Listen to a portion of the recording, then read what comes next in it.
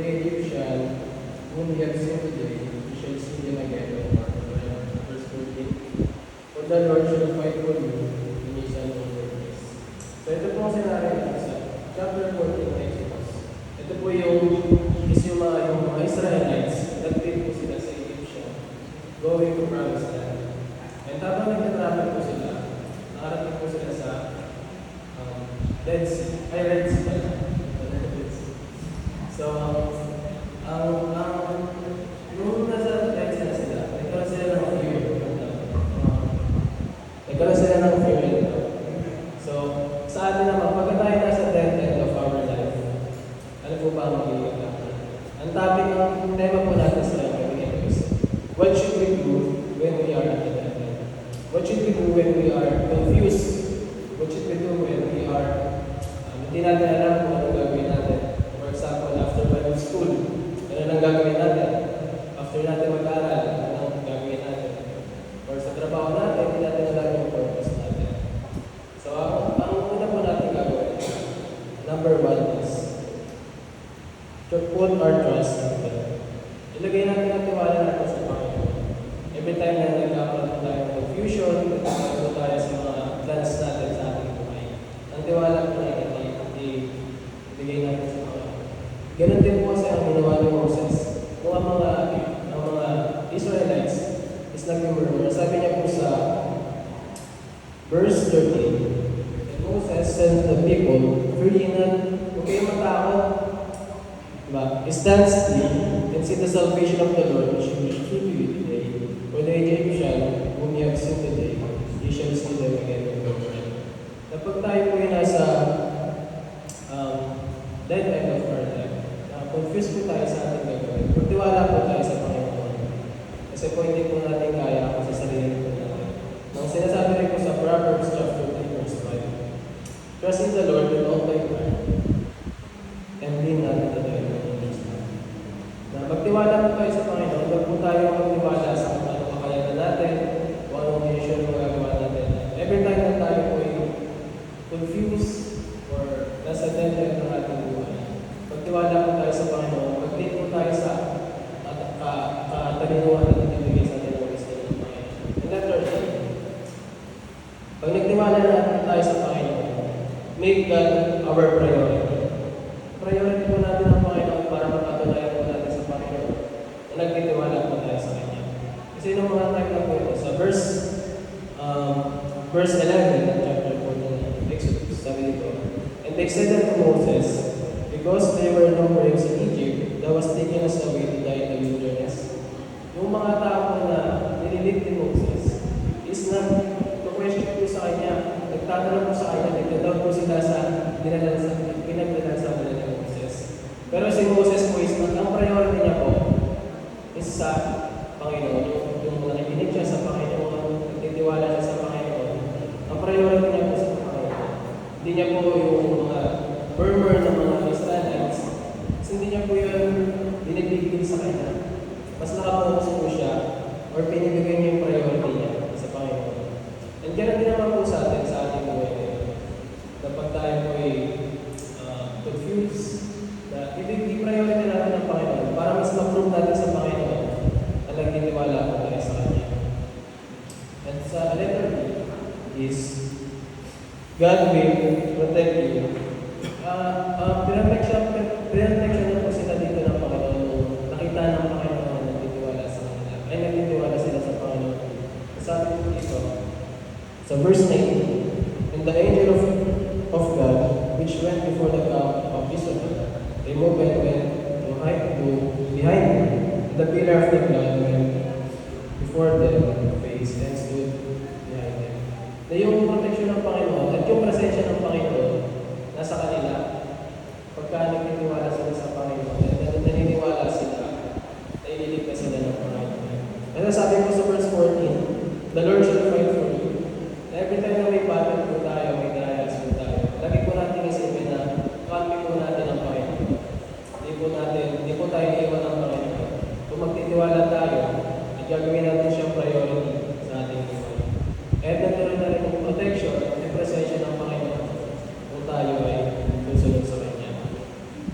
At saka, Siya po ang mag-provide po ng mga pangailangan natin. Sabi ko diba sa Matthew chapter 6 verse 33, but seek ye first the kingdom of God. And Matthew chapter 6 verse 33. Sabi po dito, but seek ye first the kingdom of God and His righteousness, and all these things shall be added unto you. Na kung uunahin naman po natin ang Panginoon, lahat po ng bagay, protection, provision, purpose, is ibibigay ng Panginoon. As long na mas inuuna natin ang Panginoon, mas pinapriority natin siya, yung protection, natural na rin po. And yung tiwala po pinigay natin sa Panginoon. Hindi niya po tayo pagpapalala. And secondly, is God will give us trials. Hindi naman tayo nagkakaroon ng trials nang wala lang. Or dahil po silang tayo mahirapan ng Panginoon. May reason po bakit po tayo ay pinagdadaanan ngayon, maybe. In our life, may pinakaupo ka dyan. Pero deep inside, nahihirapan ka spiritually, mentally, sa mga pinag-aaralan mo. May purpose po ang Panginoon kung bakit ka po ngayon nasa gitna ng trials mo ngayon. Maybe yung purpose niya is for you to learn, matuto ka magtiwala lang sa Panginoon, and ibigay mo yung buhay mo sa Panginoon. Kasi po sabi po dito sa verse 10, nung sila po ay nasa trials, and when there was June, the children of Israel lifted up their eyes, and behold, the Egyptians marched after them, and they were so afraid. Nung nakita po nila yung Pharaoh or yung mga Egyptian na nasa likod nila nakasunod nagmamarch, natakot po sila. Pero ang may magandang po bagay sa takot na yun. Sabi po sa last part, and the children of Israel cried out unto the Lord. Natuto po silang lumapit sa Panginoon. Kasi po, pagka tayo po ay ang faith po natin ay mataas, ang fear po natin ay mababa. So, the more you fear of God, the less faith na magkakaroon sa atin. Ano po yun eh? Pagkabaligtad po yun. Pagka mas natatakot po yung faith mo, mas bumababa. And God will give us trials for a reason. Letter A, for our growth. Hindi naman po tayo bibigyan ng trials para wala lang. Ito nga po, is for our growth. Kasi po, minsan po kaya po tayo nagkakaroon ng trials. Pagka nakikita ng Panginoon na stagnant na tayo sa gawain. Minsan yung way lang for you to grow is bigyan ka ng trials. Para mawala ka sa comfort zone mo. Kasi nag-isa po ba tayo mag-grow? Mag-grow po tayo sa hindi po tayo comfort. Pagka nasa trials po tayo, the more nasa trials tayo, the more na mas matututo tayo lumapit sa Panginoon. Sabi dito sa verse 31, yung mga Israelites po, nag-grow po sila eh. Natuto sila nung nakita nila yung ginawa ng Panginoon doon sa Red Sea. Sabi po nila, and Israel saw the great work which the Lord did upon the Egyptian, and the people feared the Lord and believed the Lord and His servant Moses. Natuto sila magtiwala sa Panginoon, naniwala sila sa Panginoon, at naniwala sila sa servant ng Panginoon. Ayun yung growth ng mga Israelites. Or sa ating buhay, pag tayo ba nasa trials, ano ba ang mas nakuna sa atin? Fear? Or yung faith mo natin sa Panginoon? Kasi diba po sabi sa John chapter 14 verse 1, let not your heart be troubled. You believe in God, believe also in me. Tinuturuan po tayo ng Panginoon na ang puso po natin, nilatag po natin, huwag po natin hayaan matakot. Kasi pag tayo po natatakot, doon po yung faith natin mas bumababa. Yung tiwala natin sa Panginoon bumababa. Diba po si Peter, nung naglakad mo siya sa dagat, nung sabi niya na maglalakad siya sa dagat, nung nakita niya yung malakas na hangin, mataas na alon, ano po nangyari kay Peter? Diba po lumubog siya. Pero hindi po siya iniwan ng Panginoon. Kahit na nakita niya yung problema, mas na-out of focus siya, hindi pa rin siya iniwan ng Panginoon. Pero tinulungan pa rin siya ng Panginoon. Kaya din naman po sa atin, sa ating buhay, na pagka tayo kayo may trials, tumingin po tayo sa Panginoon. Huwag po tayo paunahan ng takot. Kasi po, hindi po tayo lalago, hindi tayo matututo, hindi tayo mag-grow.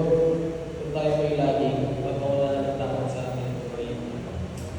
Sabi nga po dito, sa Job chapter 23 verse 10, For God knoweth the way that I take, when he had tried me, I shall come forth as me. Alam naman po natin yung story ni Job, yung trials niya, yung ginawa sa kanya ng Panginoon. Kasi hindi lang po yan para malala. Natuto po si Job mas na-grow siya, mas nagtiwala siya sa Panginoon. Ganun din po sa atin. Every time na may trials tayo, huwag po natin yung tignan as negative. Pag-gusto niya natin yung as growth. And letter B is to glorify Him. Sa ating mga pagsubok, dalawa lang po yun. Is either gagawin natin as discouragement or kasunod ka, hindi glorify mo ang Panginoon.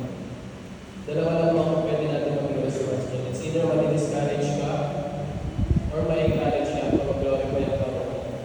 Sana nga po maging response po natin is mag-glorify ang Panginoon. Kagaya po ng ginawa ng mga Israelites sa last verse. Naniwala po sila sa Panginoon, nag-glorify ang Panginoon sa kanila. For our conclusion, what should you do when we are